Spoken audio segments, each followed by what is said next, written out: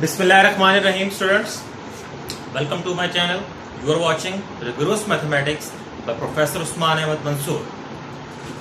Students, as you all know that the lecture series of tensor analysis is in progress, and after a gap of 3 or 4 days we are back in action.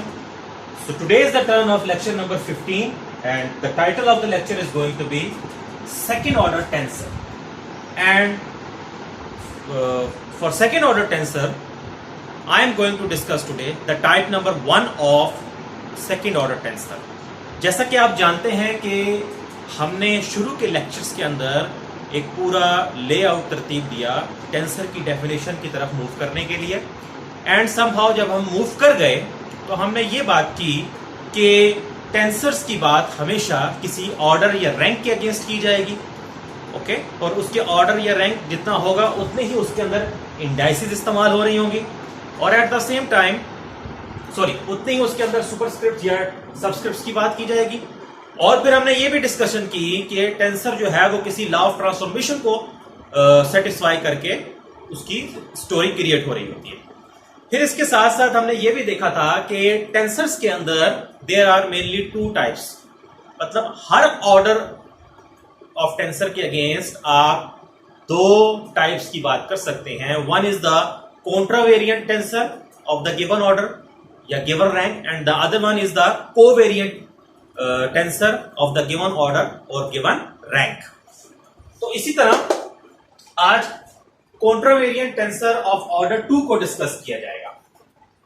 जिस तरह हमने कॉन्ट्रावेरिएंट tensor of order 1 पढ़ा था, आज हम कॉन्ट्रावेरिएंट tensor of order 2 की discussion करेंगे। तो डेफिनेशन को देखते हैं, फिर मैं इस डेफिनेशन को एक्सप्लेन करता हूं कि ये क्या कह रही है, फिर इससे हम एक स्पेशल केस बनाकर चीजों को मजीद अंडरस्टैंड करने की कोशिश करेंगे। A set of n square quantities aij in a coordinate system, x coordinate system के अंदर n स्क्वायर क्वांटिटीज ली जाए अगर, और उनको क्या नाम दिया जाए, aij। किसी के जहन में सवाल आ सकता है कि कैसे पता चला कि aij जो है ये रिप्रेजेंट करती है n क्वांटिटीज को। आप लोग अच्छे तरीके से जानते हैं कि जब आप इस एक्सप्रेशन में देखें आई और जे को, बराबर अभी फिलहाल उसको छोड़ें, n स्क्वायर क्वांटिटीज ये क्यों है, बिकॉज सिर्फ इस एक्सप्रेशन के अंदर I is coming only once and J is coming only once. It means I is a free index and J is also a free index.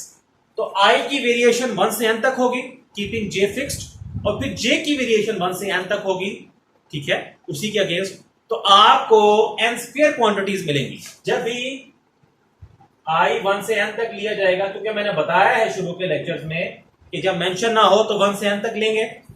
अब जब आप I की तमाम वेरिएशन करवा देंगे और J फिक्स किए रखेंगे तो आपके पास n क्वांटिटीज आएंगी, फिर हर उस क्वांटिटी से मजीद n क्वांटिटीज निकलती जाएंगी। ये बिल्कुल ऐसे ही है कि आपके पास 3 क्वांटिटीज आ जाती हैं, ठीक है, और फिर इससे 3 और निकली, इससे 3 और निकली, और इससे 3 निकले। इसका मतलब ये 3 3 3 जमा करके आपके पास 9 क्वांटिटीज आ गई।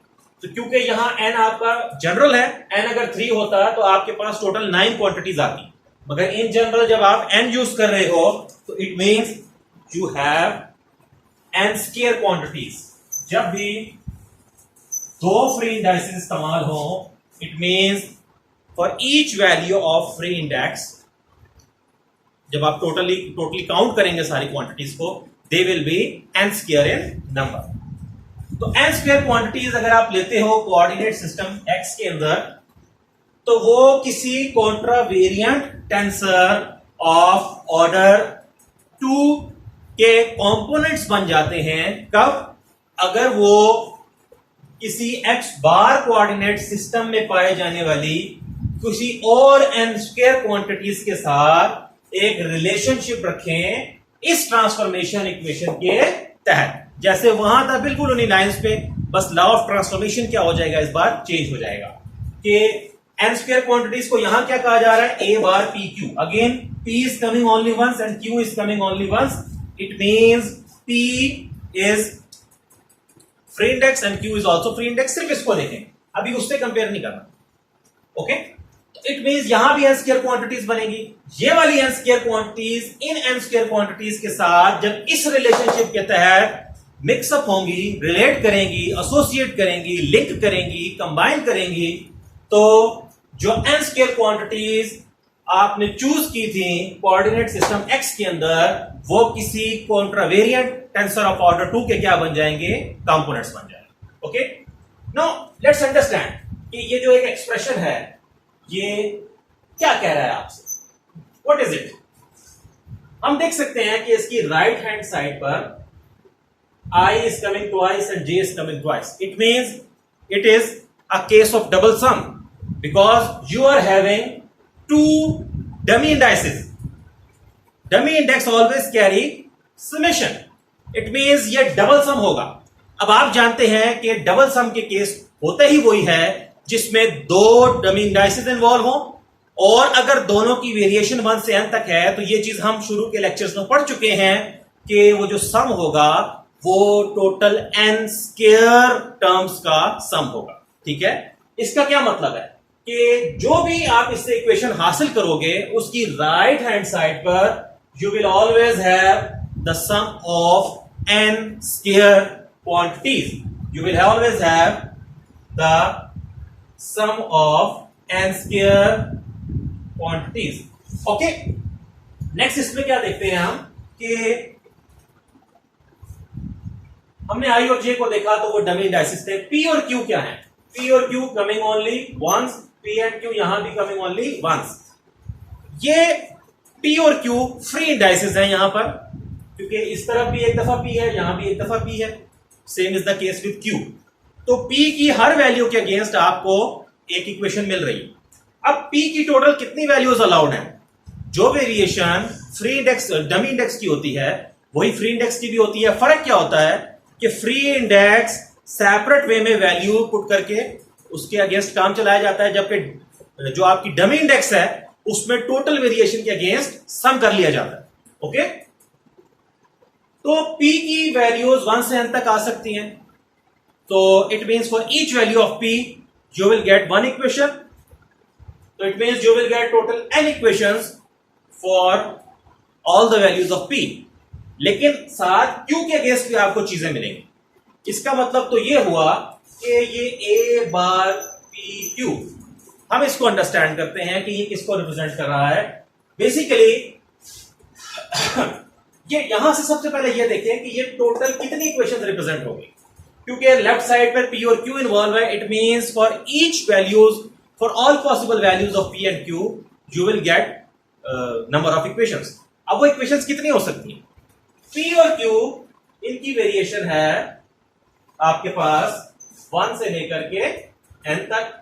सिमिलरली फॉर q, तो अगर मैं p को वेरी करूं और q को फिक्स रखूं तो आप देख सकते हैं कि आई विल गेट n टर्म्स, यानी कि अब हर वैल्यू ऑफ p के अगेंस्ट जब पुट करते जाओ तो you will gate n equations. लेकिन अब q को के ऊपर भी तो आपने वेरिएशन चलानी है। अब इस एक एक्सप्रेशन से मैं q के n वैल्यूज पुट कर सकता हूं। It means I will get what? I will get a bar 1 1, a bar 1 2 up to a bar 1 n। Understand? Same is the case with this, यानी कि यहां से कितनी इक्वेशंस निकली, कितने एक्सप्रेशंस निकले? n। हर एक्सप्रेशन के अगेंस्ट एक इक्वेशन मिल जाएगी आपको, क्योंकि वो लेफ्ट साइड पे इन्वॉल्व हो रहा है। सिमिलरली यहां से भी आप जो नंबर ऑफ एक्सप्रेशंस मिलेंगे वो कितने होंगे? n। यहां से भी कितने मिलेंगे? n, करते करते up to so on n। तो टोटल नंबर ऑफ एक्सप्रेशंस कितने आएंगे? इन तमाम n को ऐड करेंगे, n plus up to plus n। और ये कितनी टर्म्स हैं? These are n terms. ये n टर्म्स हैं। n मर्तबा n के अंदर n ऐड हो रहा है। आप देख सकते हैं कि जब n प्लस n होता है तो यू गेट 2n, जब n प्लस n होता है यू गेट 3n। 3 दफा n ऐड हुआ 3n, 4 दफा n ऐड हुआ 4n। जब n मर्तबा n ऐड होगा you will gate n into n which is n square.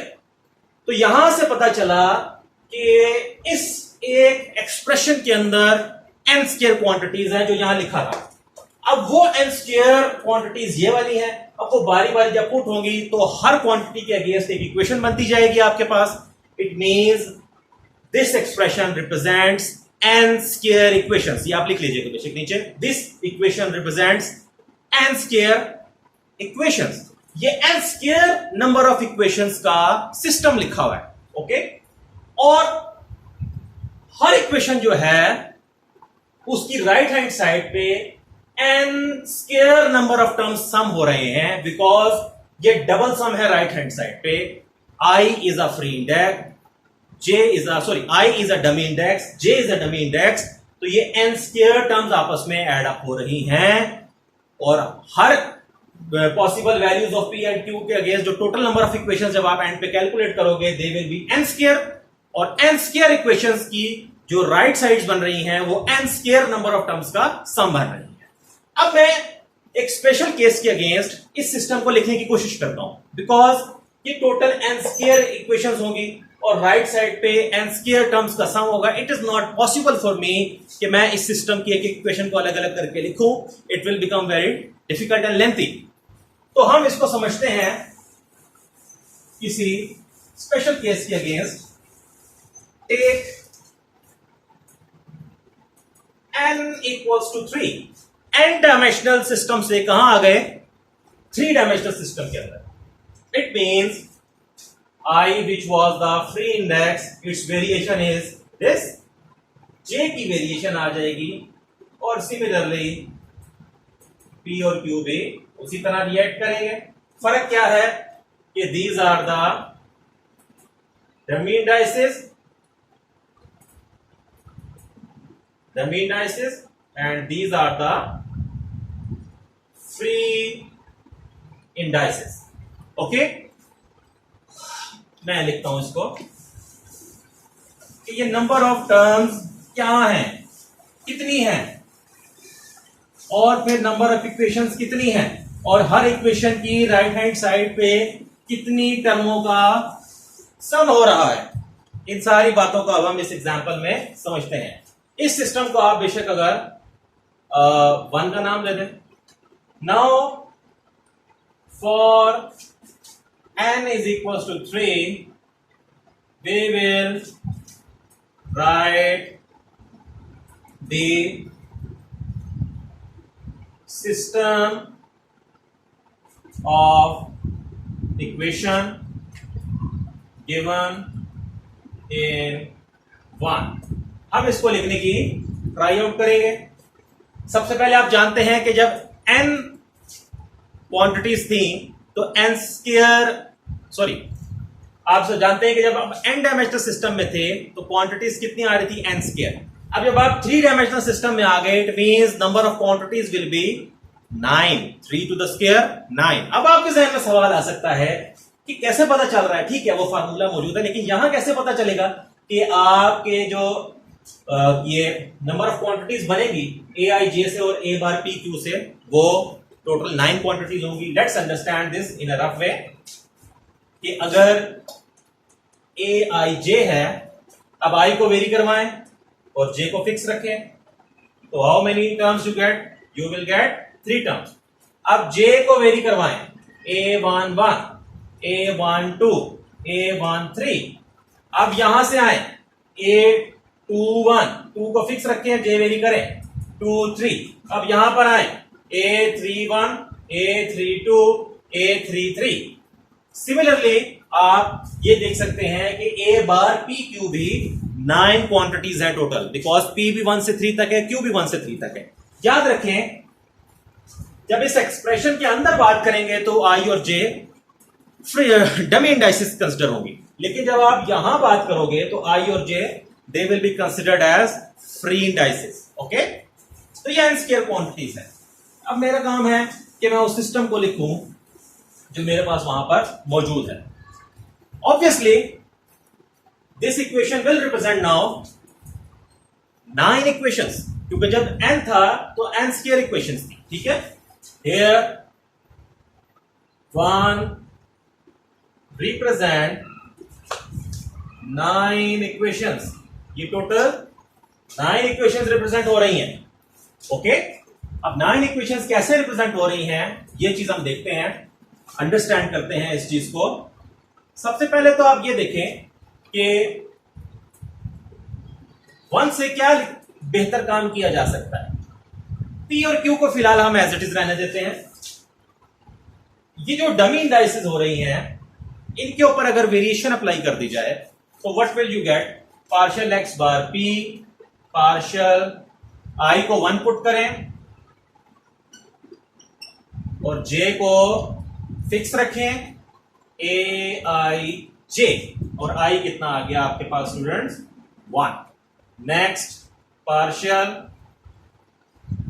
Again p fix है, आई को 2 पुट करें, partial x bar q by partial x j a two j plus double sum apply कर रहा हूं मैं, partial x bar p by partial x 1 partial x bar q by partial x j, okay ये 2 नहीं आएगा यहां 3 हो जाएगा, प्लस सॉरी 7 आ गया ए 3 जे।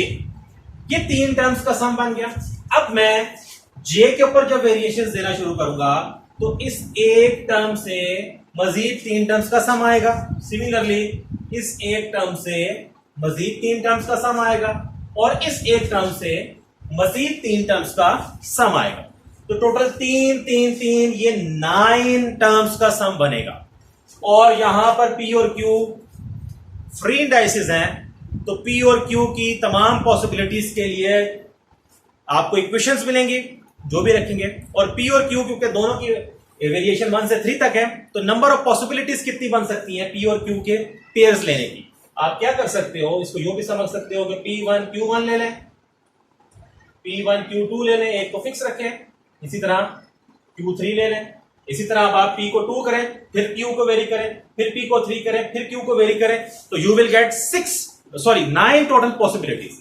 It means this is representing 9 equations and each equation is further a sum of 9 terms। आप जो भी P और Q रखोगे यहां पर टोटल 9 नंबर ऑफ टर्म्स का सम बनेगा। और P और Q की कितनी पेयर्स पॉसिबल है, 9 पेयर्स पॉसिबल है। ठीक है, तो इसको कंप्लीट करके कॉम्पैक्ट फॉर्म में, मैथमेटिकल फॉर्म में लाना आपका होमवर्क है। कमेंट सेक्शन के अंदर आप क्वेश्चंस कर सकते हैं। आज के लिए इतना ही, अल्लाह हाफिज, थैंक यू।